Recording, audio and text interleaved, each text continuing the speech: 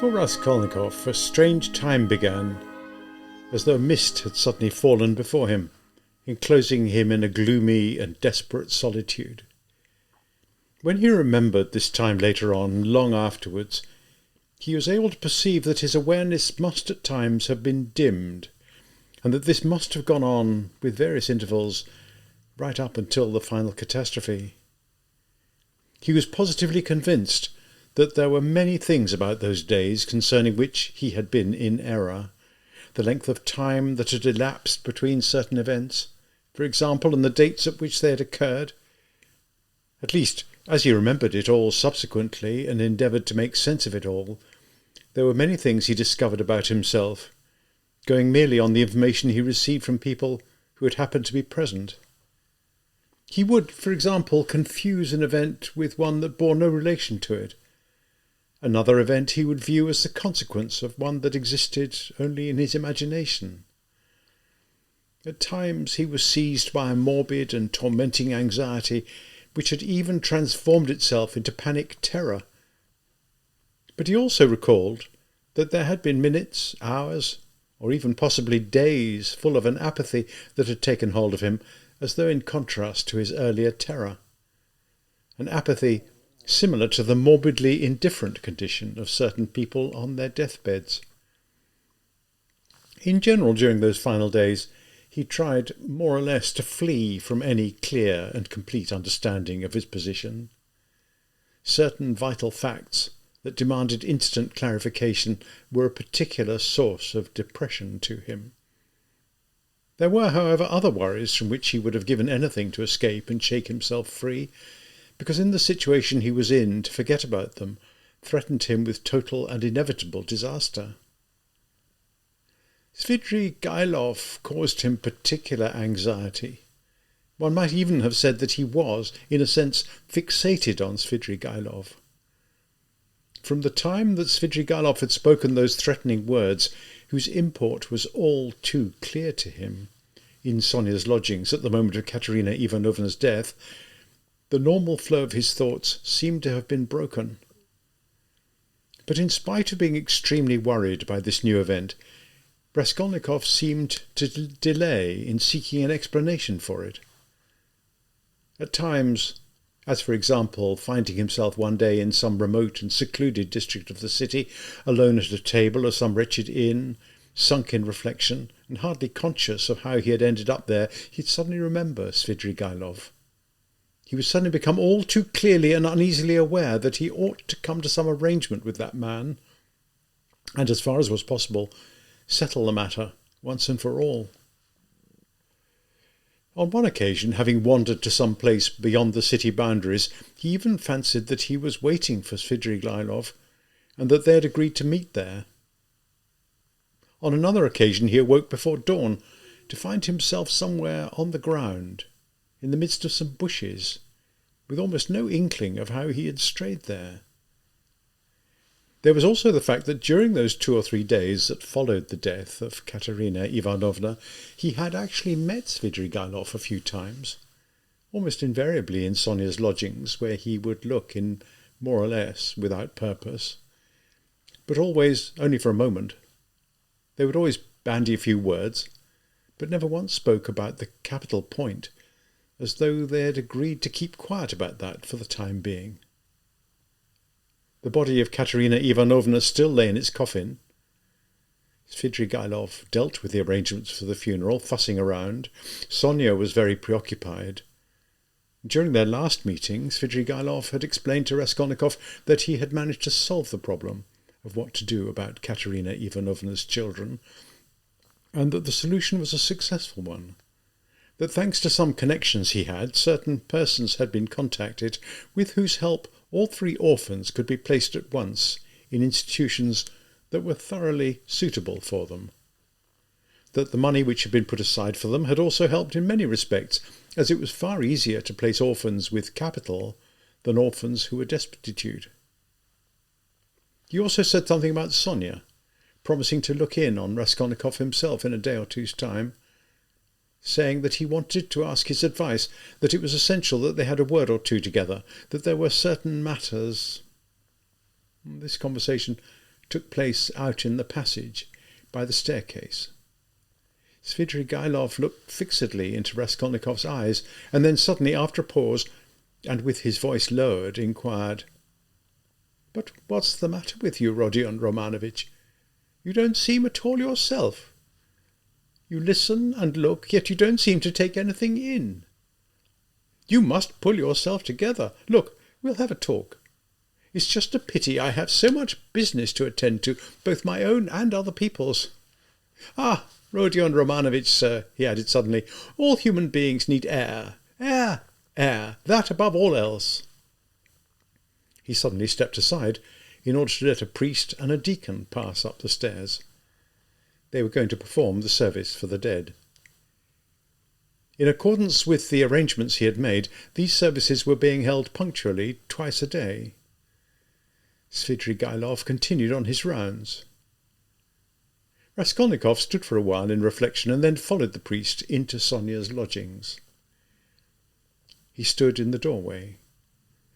Quietly, decorously, mournfully, the service was beginning. In the consciousness of death and the sense of its presence, there had always been for him something gloom-ridden and mystically horrible. Ever since he had been a child, it was a long time since he had heard a funeral mass sung. But here there was something else too, something that contained an excess of horror and disquiet.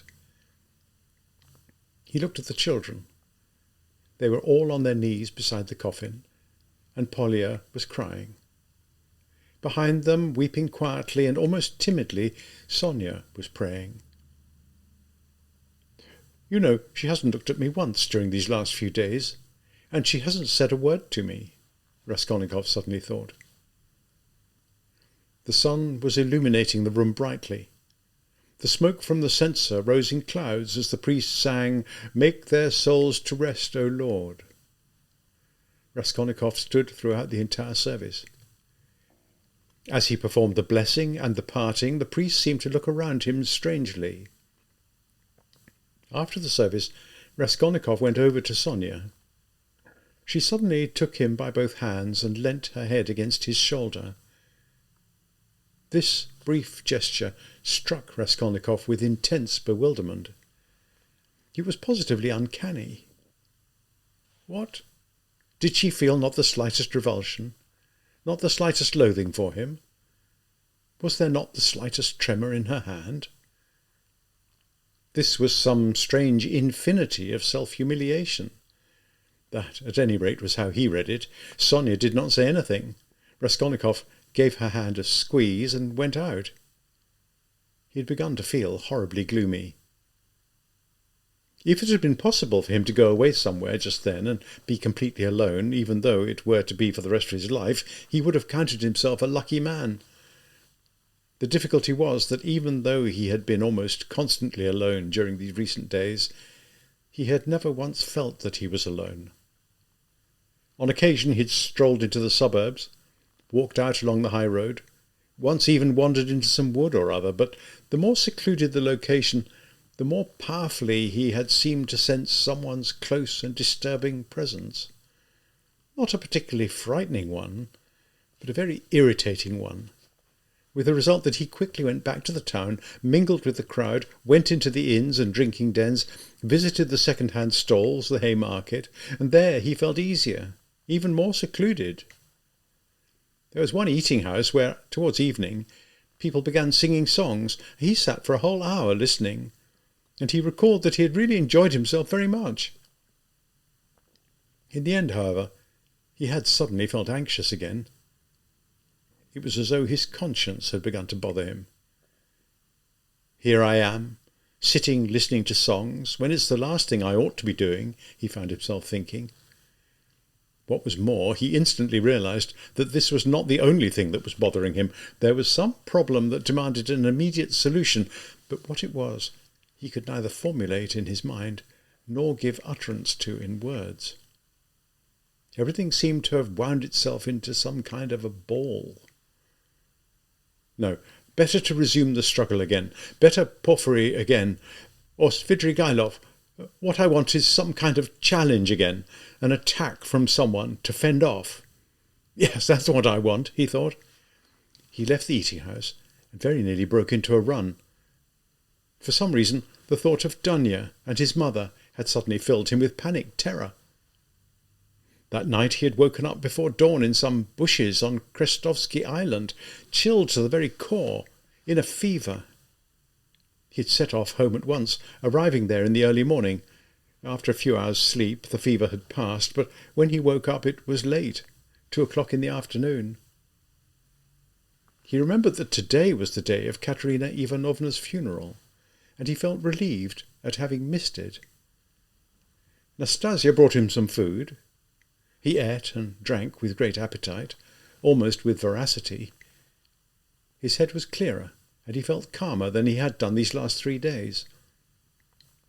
He even had a fleeting sense of wonder when he remembered his earlier panic terror. The door opened, and in walked Razumikin. "Aha! He's eating, so he can't be ill," Razumikin said, taking a chair and sitting down at the table facing Raskolnikov. He was worried, and made no attempt to conceal the fact. He spoke with visible annoyance, but without hurrying and without particularly raising his voice. One could suppose some special resolve, exclusive of all else, had taken root in him. "Listen," he began decisively. "I don't give a damn about any of you, but the way I see this business now, I'm quite clear about one thing, and that's that I'm completely baffled. Please don't think that I've come to interrogate you. I couldn't care a spit about that. Nothing could be further from my mind. Even if you were to reveal everything to me, all your secrets, I probably wouldn't listen. I'd spit and leave. The only reason I've come here is in order to find out once and for all, person to person, whether it's true that you're mad or not. You see, there's a conviction in certain quarters, or just somewhere around, that you may be a madman, or have a very decided leaning that way. I must confess to you that I myself have been strongly inclined to support that opinion, in the first place because of the stupid and rather vile things you've been doing, things that defy all explanation, and in the second place because of your recent behaviour towards your mother and sister. Only a monster and a villain, if not a madman, could have acted towards them as you have, and consequently you're a madman." "When did you see them?" "I've only just left them. And I suppose you haven't seen them since that day, have you?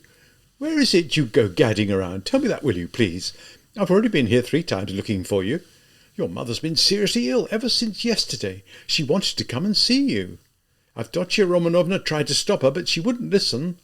If he's ill, she said, if his mind's disturbed, who's going to help him, if not his own mother? So we all came here. We couldn't just leave her on her own. We kept begging her to calm down all the way to your door. We came in. But you weren't here. She sat right there. She went on sitting for 10 minutes, while we stood over her, not saying a word. And then she got up and said, 'If he's gone out, he must be all right, and he's forgotten about his mother. And in that case it's not at all the right thing for his mother to do, to stand on his threshold begging for kindness like alms. She ought to be ashamed.' And she went home and took to her bed. And now she has a fever. 'I can see he has time for that girl of his,' she said. She thinks Sofya Semyonova's your fiancée or your mistress or something. I don't know. I immediately went off to see Sofya Semyonovna because, brother, I wanted to find out the whole story. And when I got there, I looked. The coffin was there. The children were crying. Sofya Semyonovna was measuring them, making little mourning outfits for them, and you weren't there. I took a glance round, made my excuses, and left, and then went back and reported to Avdotia Romanovna. So that was nonsense. And there was no girl of yours. And so the likeliest explanation was madness. But here you are, wolfing boiled beef as though you hadn't eaten for 3 days. Oh, I know that madmen eat too, but even though you haven't said a word to me yet, I know you're not mad. That I'll swear. Anything else, but not mad. So I say the devil take you all, because there's some sort of mystery here, some sort of secret, and I don't intend to cudgel my brains over your secrets. I've simply come in order to shout at you," he concluded, getting up, "to let off steam. And I know what I'm going to do now." "What are you going to do?" "What business is it of yours?" "You'd better be careful. You're going out to get drunk. How did you know? There, I was right, wasn't I? Razumikin said nothing for a moment. You've always been a very cool-headed chap, and you've never ever been mad, he said suddenly with heat. You're right, I am going out to get drunk. Goodbye. And he started to go. I was talking to you about you to my sister, Razumikin, the day before yesterday, I think it was. About me? But where could you have seen her the day before yesterday? Razumikin said, coming to a sudden halt, and even turning a little pale. One could guess that his heart was beating slowly and violently within him. She came here on her own, sat here and talked to me. She did? Yes, she did. What did you tell her? About me, I mean. I told her that you were a very good, honest and hard-working man. I didn't tell her that you love her, because she knows that already. She does? There I go, right again. Wherever I go, whatever happens to me, you must remain their providence. I'm going to hand them over to you, as it were, Razumikin. I say that because I am fully aware how much you love her, and I'm convinced of the purity of your heart. I also know that she might be able to love you, and may even do so already. Now, make your decision as you think fit, whether you should go out and get drunk or not. Roger, old chap, look, the devil! But where are you going? Look, if all this is a secret, then forget it. But I tell you, I'll find out your secret. And I'm absolutely certain it's a lot of nonsense and pernicious nonsense at that, and that you dreamt it all up yourself. The fact is that in spite of it all, you're really an excellent chap, a most excellent chap. What I was going to add, before you interrupted me, was that you made a very sensible choice just now in saying that you didn't intend to find out what these mysteries and secrets are. Leave it for the time being. Don't trouble your head about it. You'll find out everything in good time when it's right for you to know. Yesterday a man told me that what human beings need is air. Air. I intend to go and see him now and ask him what he meant by that. Razumikin stood in agitated reflection, trying to make sense of it all. He's mixed up in a political conspiracy. He must be. And he's on the point of taking some decisive step. It's for certain. There can be no other explanation. And Dunya knows, he suddenly thought to himself. So, Avdotya Romanovna comes to see you, he said, making the words scan in rhythm, and you want to go and see a man who says that what's needed is more air, and I suppose that letter is also part of it, he concluded, almost to himself. What letter? She had a letter today. It upset her terribly, terribly. You've no idea. I started talking about you. She asked me to be quiet. Then she said that we might soon be saying goodbye to each other, and then she began to thank me for something in an effusive sort of way, and then she went back to her room and wouldn't talk to me any more. She had a letter? Raskolnikov asked, reflectively. Yes, that's right. Didn't you know? They both said nothing. Goodbye, Rodion. You know, brother, there was a time when it doesn't matter. Goodbye. You see, there was a time. Oh, well, goodbye. I must be going too. I shan't do any drinking. I don't need to now. Oh, you're making it all up. He began to hurry as he was on his way out, however, and having almost closed the door behind him, he suddenly opened it again and said, looking rather to one side, by the way, you remember that murder? The one Porphyry was talking about? You know, the old woman? Well, listen. They found the murderer. He turned himself in and provided all the evidence himself. He was one of those workmen, the decorators. Just imagine. You remember how I was defending them. Would you believe it? He purposely arranged that whole scene on the stairs, laughing and fighting with his mate as the others, the yard keeper and the two other witnesses, were going up. He was meant to create a diversion. What cunning! What presence of mind in such a young puppy! It's hard to credit, yet he showed persistence, confessed to the whole thing, and how I went and fell for it. Oh, well, in my opinion, that fellow's nothing more nor less than a genius of dissimulation and inventiveness, a genius of the juridical ploy, and so I suppose There's nothing particularly astonishing about it. Are there really people like that? What gives him even more credibility in my eyes is the fact that he became a victim of his own temperament and confessed. That makes it all the more plausible. But oh, how I put my foot in it! That time I was practically climbing up and down the walls in my zeal to defend them. I say, I wonder if you'd mind telling me where you found out about this, and why it interests you so much, Raskolnikov asked, visibly perturbed. Now, there's a question. Why does it interest me? You can seriously ask that? Why, I found out from Porfiry, among other people. Actually, I found out nearly all of it from him, from Porfiry. That's right. What did he say? Raskolnikov asked, in a frightened voice. He cleared it all up for me in the most excellent manner, gave me a psychological elucidation after his own method. He did? He cleared it up for you? Yes, he himself. But look, goodbye for now. I must be off. I'll tell you all about it later, but right now I have business to attend to. I must say there was one moment when I thought, oh, but never mind. Later. I've no need to go off binging now. You've made me drunk with my ever going near the stuff. I mean, I'm drunk. Rodka, I'm drunk without vodka. Well, goodbye.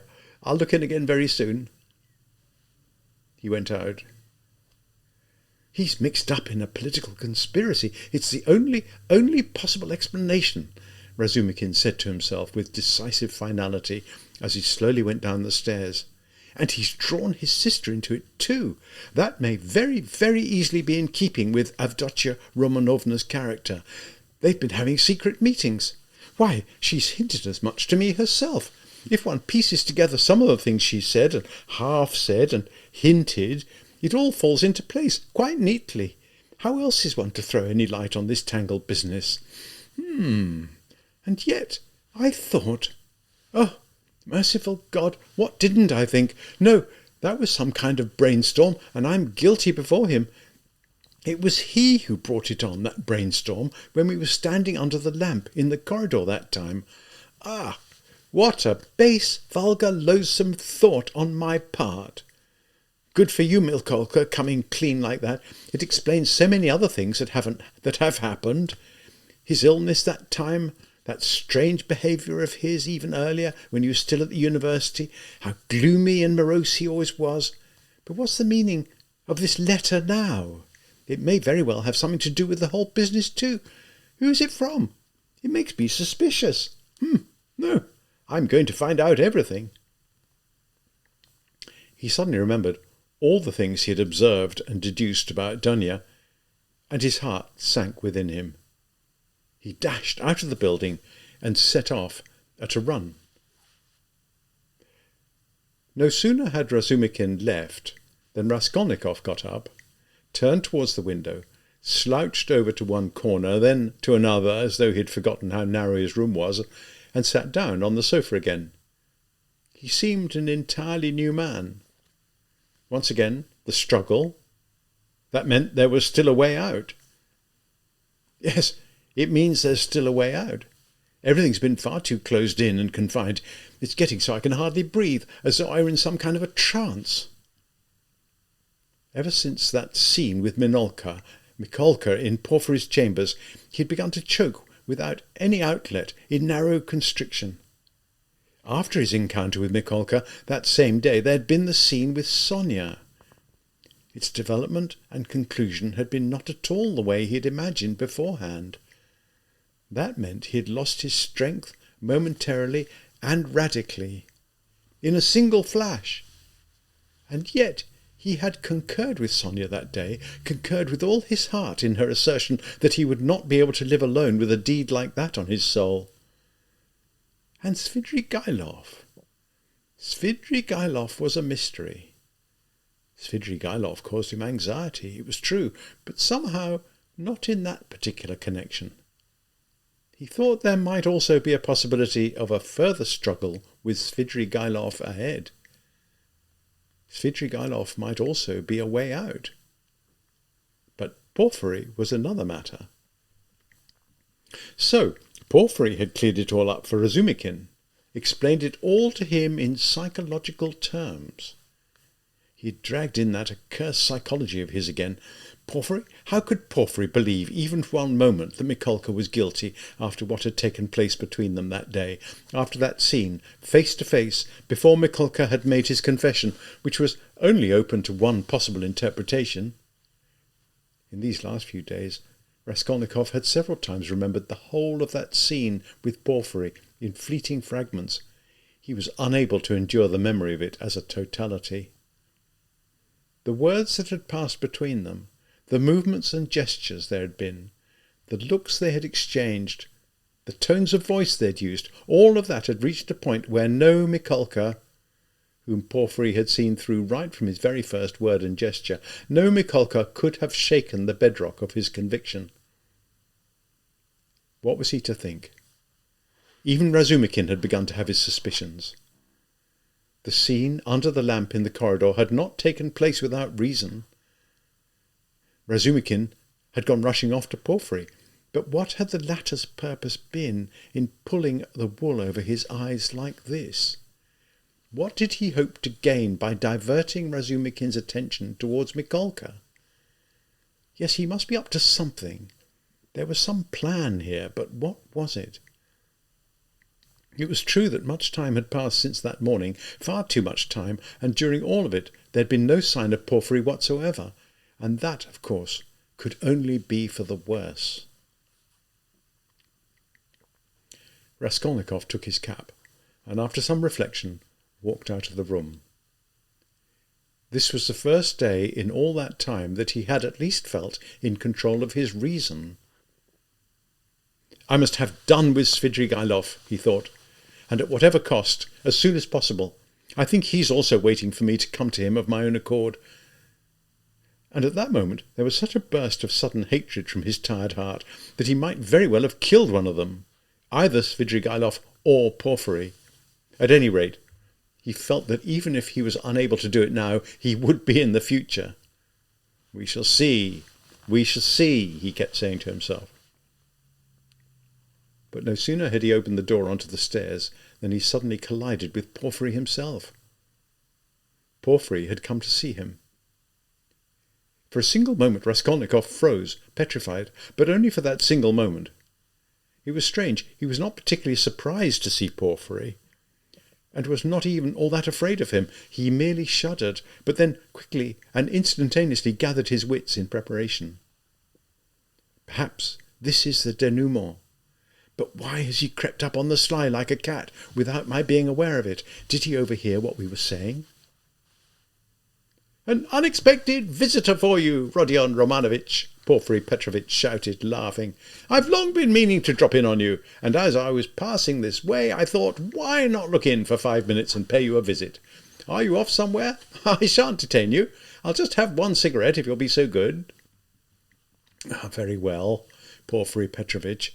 Sit down, Raskolnikov said, finding his visitor a chair, with such an obviously pleased and friendly look that he would have been struck with wonder had he been able to see himself.